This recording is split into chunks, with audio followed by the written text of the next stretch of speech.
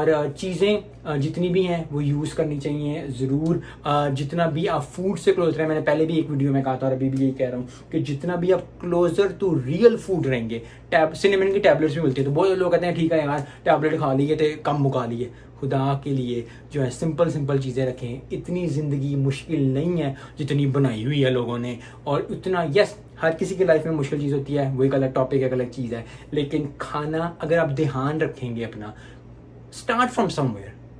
Cinnamon अच्छा नहीं लगता, आपको लगता है कि आपका इससे वजन कम होगा, अपना खाना सही करें, अपना स्लीप सही करें और थोड़ा सिनेमन ऐड करना शुरू करें, और फिर दिन के साथ साथ आहिस्ता आहिस्ता चीज़ें बेहतर होना शुरू हो जाएंगी। सो आई होप आपको कुछ समझ आई हो। आई होप मैं अपनी बात को कन्वे कर सका हूँ इस तरह मैं करना चाहता हूँ। अपने दिमाग में तो मैं बहुत टॉप पे हूँ कि सिनेमन मुझे बहुत अच्छी लगती है, तो मैंने बड़ी अच्छी बात बताई है।